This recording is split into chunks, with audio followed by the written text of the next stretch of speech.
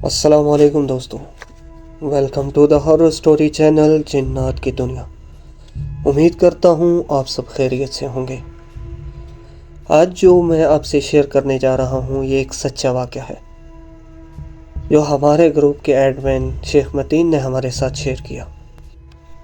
شیخ متین صاحب لکھتے ہیں، آج جو سچا واقعہ میں آپ کو سنانے جا رہا ہوں وہ میرے ابو کے ساتھ تقریباً 3 سال پہلے پیش آیا تھا۔ بنیادی طور پر ہم ایک گاؤں میں رہتے تھے، لیکن ہمارے بڑے ہونے پر جگہ کی تنگی کی وجہ سے ہمیں نیا گھر بنانا پڑا، جو کہ گاؤں اور شہر کے درمیان واقع تھا، جس کے آس پاس کوئی آبادی نہیں بلکہ ہماری اپنی زمینیں ہیں۔ شہر سے گاؤں کی طرف چلنے والے کچے راستے پر ہمارا گھر پڑتا ہے۔ گاؤں کی طرف 2 راستے جاتے ہیں، ایک راستہ جو کہ کالونی کے اندر سے گزرتا ہے، جبکہ دوسرا راستہ پرانا ہے جس پر بہت پرانا قبرستان ہے۔ یہ قبرستان سطح زمین سے تھوڑا اونچا ہے، اس لیے اس علاقے کے لوگ اسے ٹبہ کہتے ہیں۔ ایک رات کی بات ہے کہ میرے ابو میری نانی کی عیادت کرنے کے لیے ہسپتال گئے ہوئے تھے۔ رات کو واپس آتے ہوئے انہیں خاصی دیر ہو گئی، تو کالونی والوں نے انہیں نئے راستے سے گزرنے نہ دیا، تو مجبوراً انہیں قبرستان والے راستے سے گزرنا پڑا۔ اسی راستہ سے آنے کے لیے موٹر وے اتر کر سیدھا آگے کی طرف بڑھنا ہوتا ہے۔ کچی سڑک کے دائیں طرف قبرستان جبکہ بائیں طرف باغات تھے، جبکہ قبرستان کے اختتام پر چھوٹے سے گندے نالے کا ایک پل آتا تھا۔ رات کے 1 بجے جب ابو گھر آئے تو وہ پوری طرح ہانپ رہے تھے۔ گاڑی سے نکلتے ہوئے وہ جلدی سے واش روم گئے اور نہانا شروع کر دیا۔ تھوڑی دیر بعد جب وہ فریش ہو کر آئے تو ہم نے ان سے پوچھا کہ کیا بات ہے، آپ اتنے خوفزدہ کیوں ہیں؟ تو انہوں نے بتایا کہ آج میں قبرستان والے راستے سے آیا ہوں اور میرے ساتھ بہت ہی عجیب و غریب واقعات پیش آئے ہیں۔ انہوں نے بتایا کہ میں ابھی موٹر وے انٹرچینج اتر کر کالونی کی طرف بڑھا تھا کہ کالونی کے گارڈ نے مجھے اندر آنے سے منع کر دیا۔ اس وجہ سے میں نے گاڑی قبرستان والے کچے راستے کی طرف موڑ دی۔ دل میں خوف تو تھا، لیکن میں گاڑی میں خود کو محفوظ تصور کر رہا تھا۔ ابھی میں قبرستان کے قریب پہنچا ہی تھا کہ مجھے کسی نے میرا نام لے کر پکارا۔ میں نے فوراً گاڑی کو بریک لگائی اور دیکھنے لگا کہ آخر اتنی رات کو ایسے سنسان راستے پر میرا کون سا جاننے والا چلا رہا ہے۔ میں نے فوراً گاڑی کو بریک لگائی اور دیکھنے لگا کہ آخر اتنی رات کو ایسے سنسان راستے پر میرا کون سا جانے والا چلا رہا ہے۔ تھوڑی دیر بعد میری ساس یعنی ہماری نانی گاڑی کے قریب آئی اور بولی، بیٹا رفاقت جلدی کرو، کچھ گنڈے میرا پیچھا کر رہے ہیں جو مجھ سے زیورات چھین لینا چاہتے ہیں۔ میں حیران تو بہت ہوا کہ ابھی تو ان کی عیادت کر کے ہسپتال سے آ رہا ہوں، میری گاڑی پہ آنے سے پہلے وہ یہاں پر کیسے موجود ہوئی؟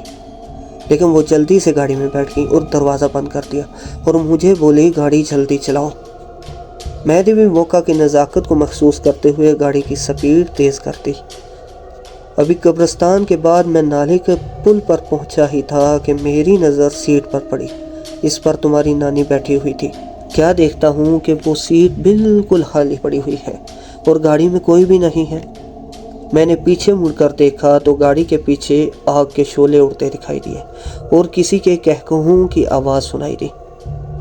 میں نے آیت الکرسی کا ورد شروع کیا اور جلدی گاڑی بھگا کر گھر پہنچا ہوں۔ اپنے ابو کے منہ سے یہ واقعہ سن کر ہم پوری طرح خوفزدہ ہو گئے اور آئندہ سے کبھی بھی قبرستان والے راستے کا استعمال کرنے سے توبہ کر لی، کیونکہ وہ راستہ کافی شارٹ تھا، اس لیے ہم اسے ہی استعمال کیا کرتے تھے۔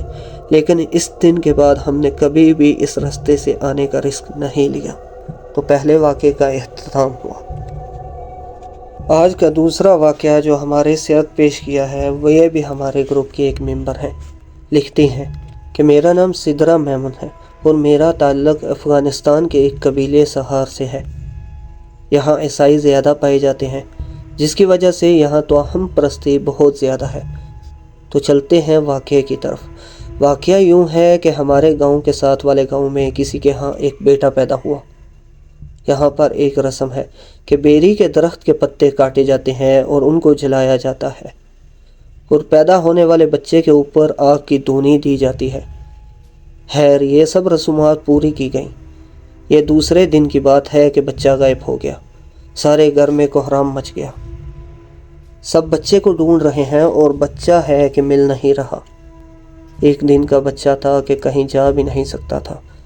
میں پہلے بھی بول چکی ہوں کہ یہاں پر بھوت پریت کا رواج بہت عام ہے، تو کئی لوگ بولے کہ یہ کسی اندیکھی مخلوق کا کام ہے۔ لوگ کر بھی کیا سکتے تھے؟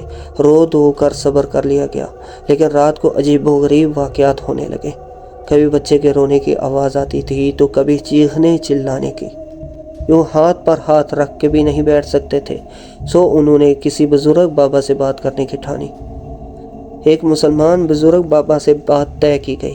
بزرگ بابا گھر آئے اور صورتحال سمجھ گئے۔ ساری رات انہوں نے عمل کرنا تھا۔ انہوں نے گھر والوں کو کہا کہ آپ لوگ آج رات کے لیے اس گھر سے چلے جائیں اور کسی پڑوسی کے گھر رات گزار لیں۔ میں اندیکھی مخلوق سے بات کرنے کی کوشش کرتا ہوں۔ گھر والے چلے گئے اور بابا نے اپنا چلہ شروع کر دیا۔ ساری رات بابا نے چلہ میں گزاری۔ گھر کے نزدیک کوئی بھی نہیں آتا تھا، کیونکہ ساری رات گھر سے عجیب و غریب آوازیں آتی۔ خدا خدا کر کے صبح ہوئی تو بابا گھر سے نکلتے ہوئے دکھائی دیے۔ سب ان کا انتظار کر رہے تھے۔ بابا نے کہا، یہ سب کسی اندیکھی مخلوق کی کارستانی ہے اور ان سے میں نے معاہدہ کر لیا ہے، لیکن اب جو کچھ ہوا اس کو بھول جائیں، ورنہ نقصان کے آپ لوگ خود ذمہ دار ہوں گے۔ عدلے کا بدلہ ہو گیا، بس اب بات ختم۔ تو گھر والے بولے، کیا مطلب؟ کیسا عدلہ بدلہ؟ تو بابا نے جو کچھ کہا اسے سن کر سب کے رونگٹے کھڑے ہو گئے۔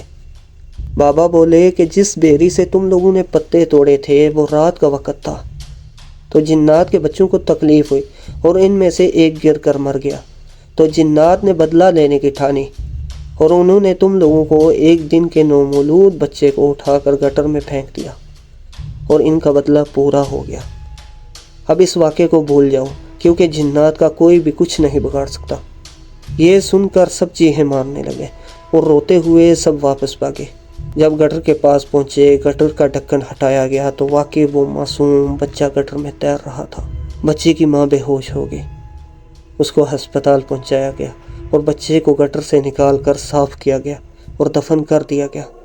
اس کی ماں پاگل ہو گئی تھی اور 1 مہینہ اس صدمے رہنے کے بعد اس کے دماغ کی رگیں پھٹ گئی تھیں اور وہ چل بسی۔ اس کے بعد کبھی ایسا واقعہ نہیں ہوا۔ اب اس بندے نے دوبارہ شادی کر لی ہے۔ 4 مہینے پہلے اس کے ہاں ایک بیٹا پیدا ہوا، اور حیرانی کی بات یہ ہے کہ اس بچے کی شکل بالکل اپنے بھائی سے ملتی تھی، جو ظالم جنات کے ہاتھوں ظلم کا شکار ہوا۔ دراصل ظالم کوئی نہیں ہے، بس سب کو اپنی اپنی اولاد پیاری ہے۔ دوستو، آج کے واقعات آپ سب کو کیسے لگے؟ کمنٹ باکس میں اپنی رائے کا اظہار ضرور کیجیے گا۔ اگلی سٹوری اور واقعات تک کے لیے مجھے اجازت دیجیے۔ اللہ حافظ۔